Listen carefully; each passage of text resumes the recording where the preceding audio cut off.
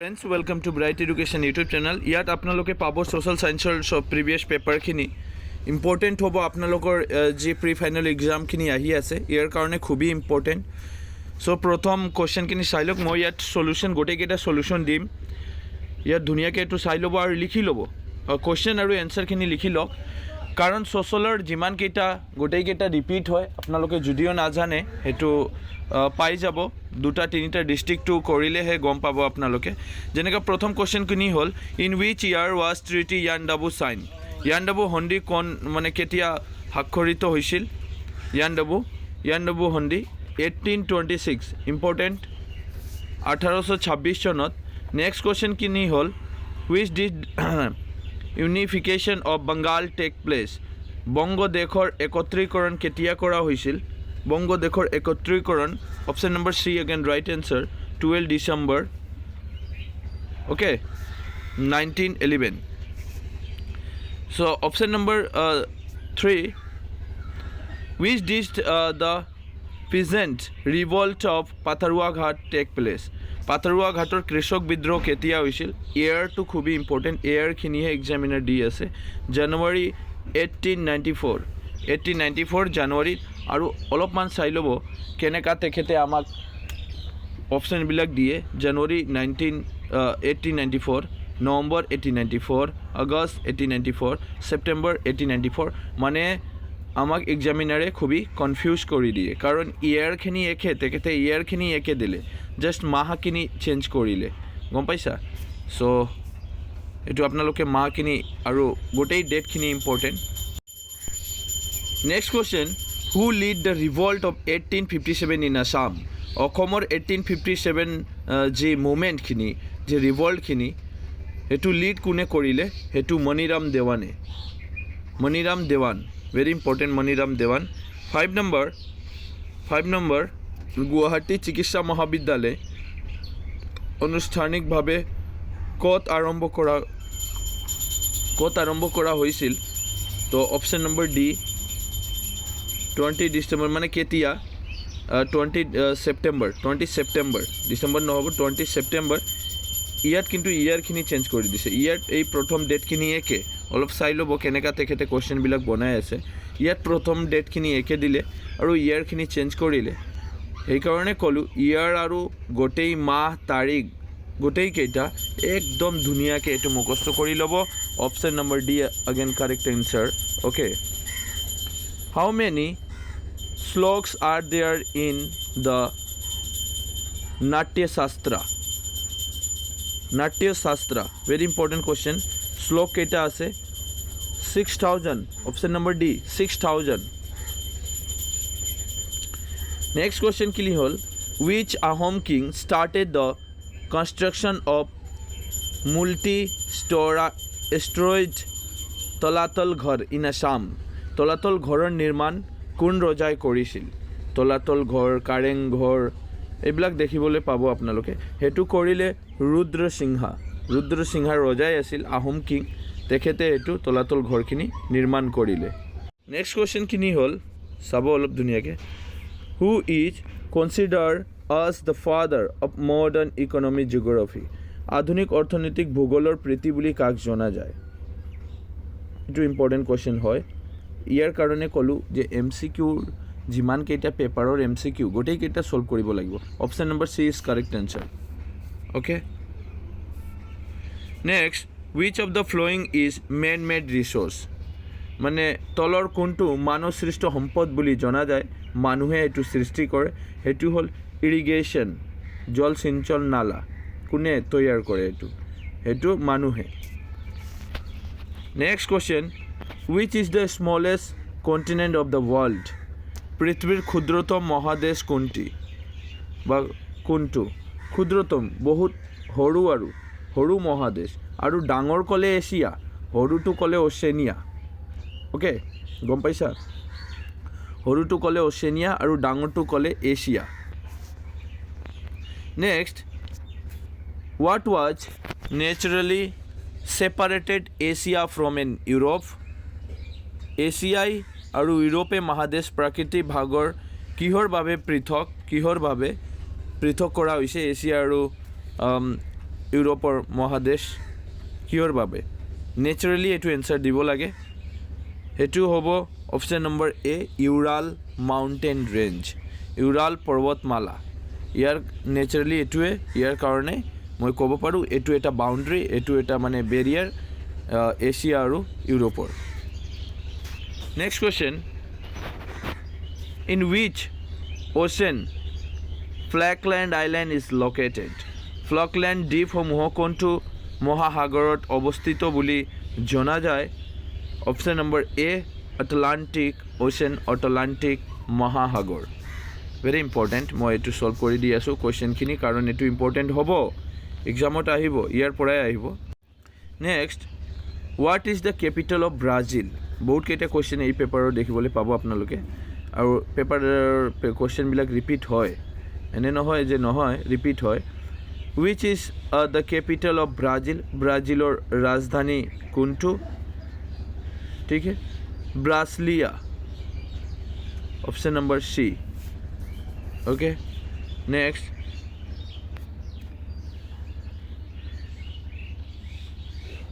who among the following literatures was not included in the Trimurti of Jonaki age তলৰ কোনটো সাহিত্যিক জোনাকী যুগৰ অন্তৰ্গত নহয় এনেকা কোৱেশ্চন তেখেতে বনালে বহুত ধুনীয়া কোৱেশ্চন এতিয়া জোনাকী যুগৰ সোশ্যালত পঢ়িব লাগিব নহয় জানো তেনেহ'লে এইটো এনচাৰখিনি হ'ব option number D Ananda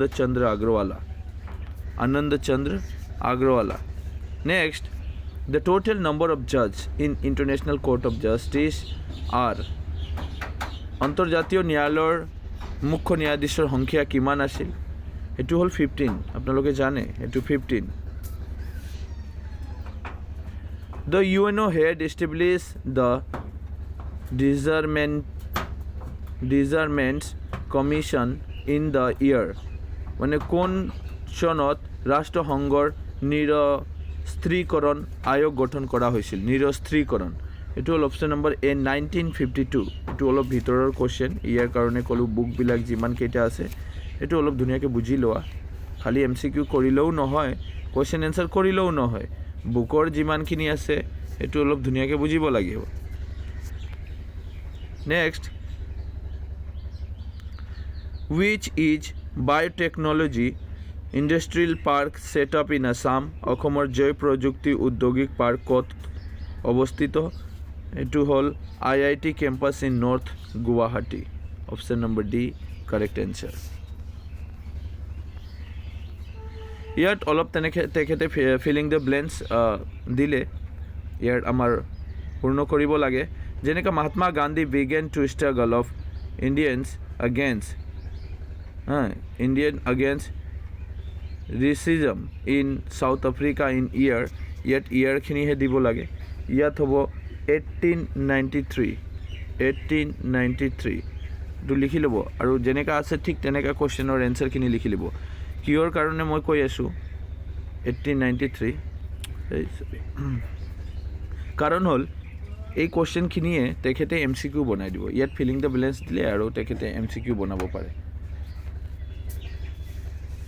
next the second round table conference was hold at second round table conference ক'ত কৰা হৈছিল ঠাইখিনিহে লিখিব লাগে ইয়াত আৰু ছেকেণ্ড ৰাউণ্ড টেবল কনফাৰেন্সটো লণ্ডনত কৰা হ'ল লণ্ডন LONDON লণ্ডন অসমীয়াটো লিখিব পাৰে ইংলিছতো লিখিব পাৰে এইটো হ'ল London option number B is London next C number Desh Sabha was initiated by Anandaram Dhekiyal Phukan and Gunaviram Borua in 1857 right 1857 এনচাৰখিনি এইটো আমাক কমেণ্ট কৰি জনালে হ'ল মোৰ লগত নাই এইটো এনচাৰখিনি চ' এইটো কমেণ্ট কৰি জনাই দিয়ক okay next the Khasi of Meghalaya belong to the group এইটো কোন অষ্ট্ৰিক জনজাতিৰ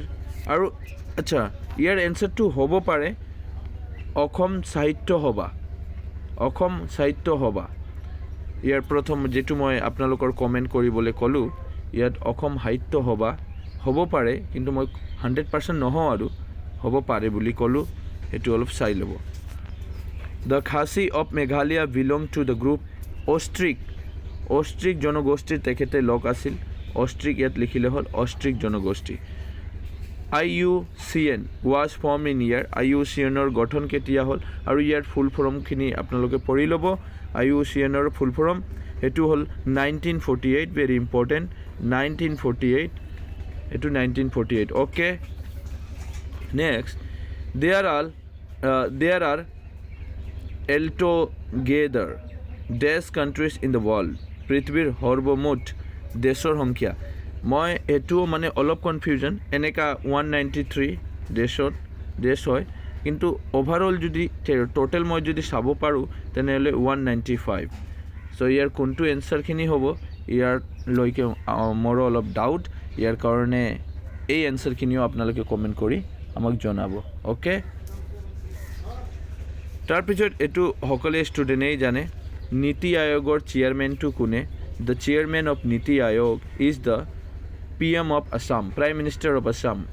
ভাৰতৰ মুখ্যমন্ত্ৰী, মুখ্যমন্ত্ৰী নহয়, প্ৰধানমন্ত্ৰী, ভাৰতৰ প্ৰধানমন্ত্ৰী, অ'কে।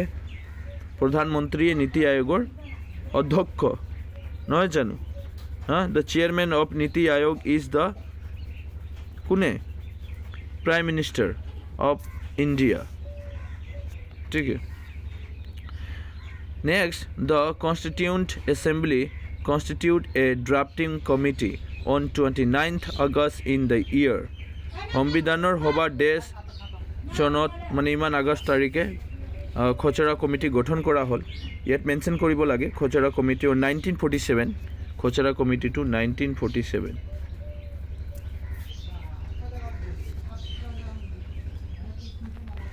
নেক্সট, ইয়াত চাব কুৱেশ্যনখিনি, the atmosphere extend broadly to a height of about 10 kilometer, 1,600 kilometer, 1,600 kilometer.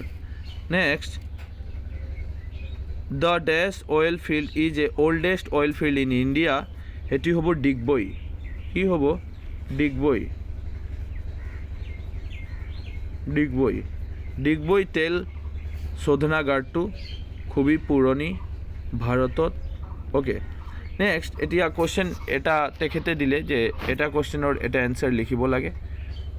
1 মাৰ্কৰ 18 মানে 18টামান কুৱেশ্যন তেখেতে দিলে। চ' আপোনালোকে, মই এইটো আৰু এক্সপ্লেইন নকৰোঁ, জাষ্ট কুৱেশ্যনৰ গোটেইকেইটা কুৱেশ্যন দি আছোঁ। ইয়াৰ কুৱেশ্যন আৰু এনচাৰখিনি ধুনীয়াকৈ আপোনালোকে লিখি লওক আৰু এইটো পঢ়িখিনি যাব লাগিব। চ' লিখি ল'ব, মই এক্সপ্লেইন আৰু নকৰোঁ ইয়াত। যেনেকৈ বহুত ধুনীয়া question, who led the Jaintia revolt in 1861, কিমান ধুনীয়া question. In which year was income tax implemented, এইটো এইবিলাক চাব। এছিয়া মহাদেশৰ বৃহত্তম চাহ গাৰ্ডেনৰ নামটো কি আছিল? 18 কুৱেশ্যন আপোনালোকে পাব। 18 কুৱেশ্যন তেখেতে MCQ নেবনাই, তেখেতে কি ক'লে 1 ৱৰ্ডৰ মিলাই দিলে আৰু 45 মাৰ্কৰ যি আপোনালোকৰ MCQ আহে সেইটোৱে।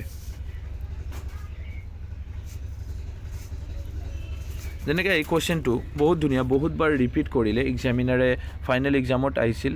In which year was the word socialist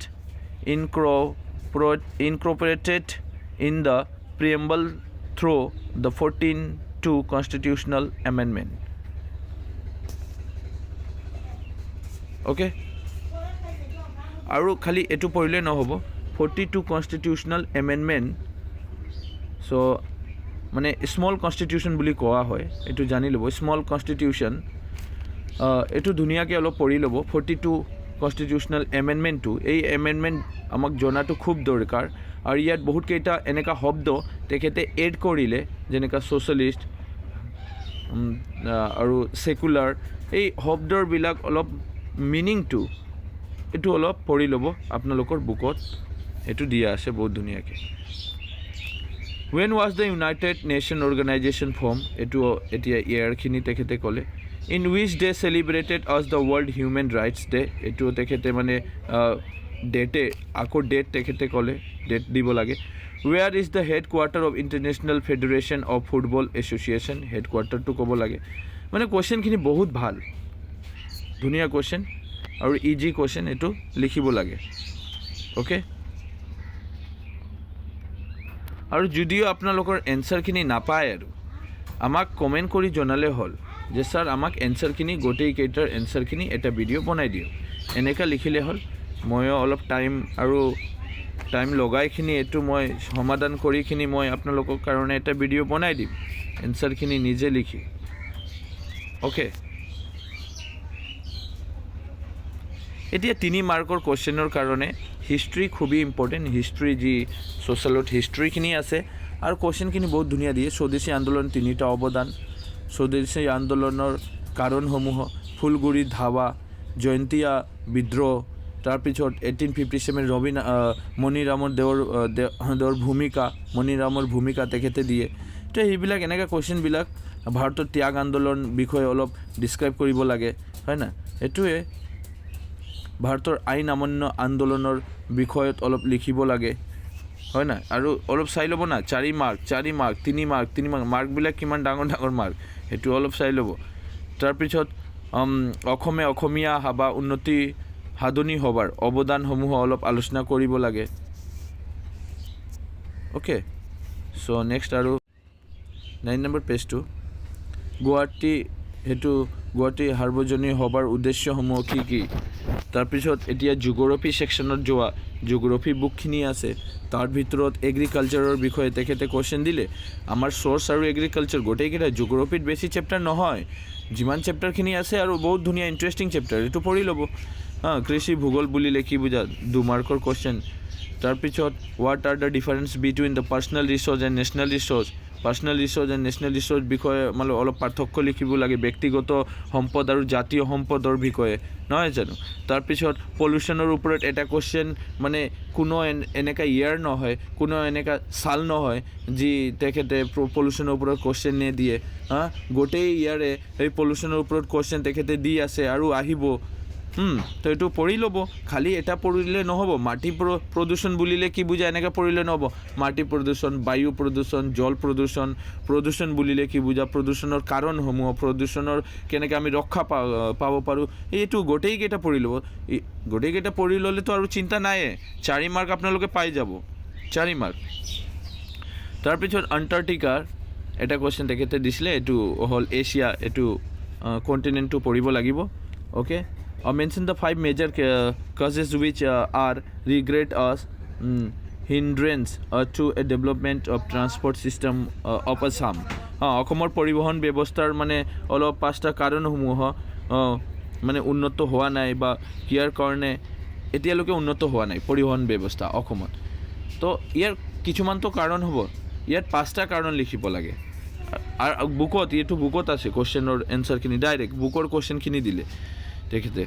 এক্সাৰচাইজৰ question, যেনেকৈ আপোনালোকৰ মেথছত এক্সাৰচাইজ থাকে, অনুশীলনী তেনেকৈ ঠিক আছে ছ'চিয়েলৰ বুকত, এইটো চাই ল'ব। তাৰপিছত draw a sketch map of Assam and the located there of the following, এটা অসমৰ মেপ ড্ৰয়িং কৰিব লাগে। মই এটা ড্ৰয়িং কৰি দি আছোঁ আৰু জাষ্ট এটা এক্সাম্পল দি আছোঁ। এনেকুৱা অসমৰ মেপ আপোনালোকে ড্ৰয়িং কৰিব।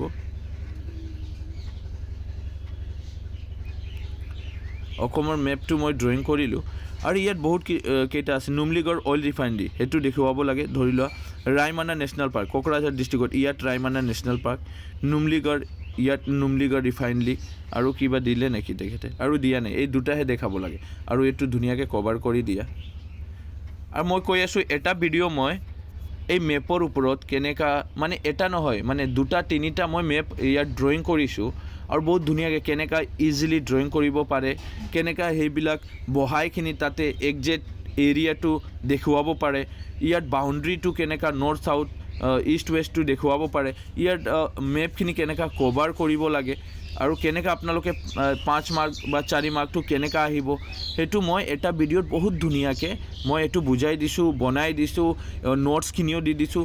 এই লিংকখিনি, ভিডিঅ'ৰ লিংকখিনি মই ডিছক্ৰিপশ্যনত দি আছোঁ, সেইটো গৈ অলপ ভিজিট কৰি লওক। এইটো কৰিলে আপোনালোকে গম পাব এই 4 মাৰ্কটো 100% পাই যাব 4 মাৰ্কটো। 4 মাৰ্ক হওক নহওক, কেতিয়াবা 5 মাৰ্ক দিয়ে, কেতিয়াবা 3 মাৰ্ক দিয়ে, কিন্তু মেক্সিমাম 4 মাৰ্ক থাকিব। ইয়াৰ কাৰণে মই এটা ৰিকুৱেষ্ট, এই ভিডিঅ'টো চাই ল'ব, ডিছক্ৰিপশ্যনত লিংকত মই দি দিছোঁ, এতিয়াই আপোনালোকে চাই ল'ব। নেক্সট কুৱেশ্যনখিনি অসমৰ বনজ সম্পদৰ বিষয়ে অলপ লিখিব লাগে, কিন্তু এইটো নহয়, এইটো বাদ দিয়া, এইটো for the blind candidate only, right? ইমানলৈকে আৰু কুৱেশ্যন নাই। চ' আই হোপ আপোনালোকে কৰি ল'ব সেইটো। সেইবিলাকতো ব্লাইণ্ড কেণ্ডিডেট, সেইটো নালাগে। অ'কে, চ' এইটো কৰি ল'ব ইমানকেইটা। আৰু খালি ব্লাইণ্ড কেণ্ডিডেট চালে নহ'ব, ইয়াত কুৱেশ্যনখিনি কিন্তু কৰিব লাগিব, কুৱেশ্যনখিনি কৰিব লাগিব, এইটো কৰিব লাগিব কুৱেশ্যনখিনি। Write the 2 main difference between, এতিয়া তেখেতে ক'লে ব্লাইণ্ড কেণ্ডিডেট, আৰু যদি এবাৰ কুৱেশ্যনত তেখেতে তহঁতৰ যদি কুৱেশ্যনত দি দিয়ে কি কৰিবা? মুদ্ৰা 3টা অসুবিধাসমূহ এইটো আহে, সকলো সময়ত আহে। ভাৰতৰ কেন্দ্ৰীয় বেংকৰ 2টা প্ৰধান কাৰ্যসমূহ উল্লেখ কৰা, এইটো আহে। ভাৰতৰ অৰ্থনৈতিক সংস্কাৰ, এইটো 3টা কাৰণ উল্লেখ কৰা, এইটো আহে। এনেকৈ নহয়, explain briefly the 3 main causes of economic reformation in India, এইটো দিয়ে। আৰু মুদ্ৰাৰ প্ৰব্লেমসমূহ দিয়ে, কেন্দ্ৰীয় বেংকৰ কাৰ্যসমূহ দিয়ে, কেন্দ্ৰীয় বেংকটো কেতিয়া এষ্টাব্লিছ হ'ল এইটোও দিয়ে। তেনেহ'লে খালি ব্লাইণ্ড কেণ্ডিডেট চালে নহ'ব, এইটো গোটেইকেইটা কৰি লওঁ। আই হোপ আপোনালোকৰ ভিডিঅ'টো যদি হেল্পফুল হ'ল, যদি হেল্প কৰিছে আমাৰ এই চেনেলৰ দ্বাৰা, আপোনালোকৰ কিছুমান হেল্প যদি হৈ আছে, তেনেহ'লে খুব ধুনীয়া। আপোনালোকে ইয়েছ দি দিয়া যে আপোনালোকৰ অলপমান হেল্প হ'ল, ইয়েছ লিখি দিয়া কমেণ্টত, ইয়েছ কৰি দিয়া, ইয়েছ, এইটো ৰিকুৱেষ্ট কৰিলোঁ মই, ইয়েছ কৰি দিয়া যে হেল্প হ'ল কি নহ'ল। ইয়েছ কৰিলে ময়ো ভাবিম যে এনেকুৱা আৰু ভিডিঅ' আমাক দিব লাগিব, গম পাইছা? আৰু কোনোবাই ষ্টুডেণ্টে যদি কয় যে ছাৰ এইটো চলিউশ্যন দি দিয়ে, তেনেহ'লে মই চলিউশ্যন আজি আবেলিত আপোনালোকে পাই যাব 7টামান বজাত। অ'কে, চ' বাই, টেক কেয়াৰ। আৰু লাইক কৰিবা, ভিডিঅ'টো লাইক কৰিবা, কিন্তু মই আপোনালোকৰ কাৰণে এইটোৱে এটাই ৰিকুৱেষ্ট, ভিডিঅ' লাইক কৰিবা। লাইক আৰু ইয়েছ এই দুটাহে আমাৰ মটিভেশ্যন দিয়ে, আমাক কি দিয়ে? মটিভেশ্যন। ইয়েছ যদি ক'লে আৰু লাইক কৰিলে, তেনেহ'লে মই ভাবোঁ যে এই ভিডিঅ'টো আপোনালোকৰ কাৰণে খুবেই দৰকাৰ, এনেকুৱা ভিডিঅ'।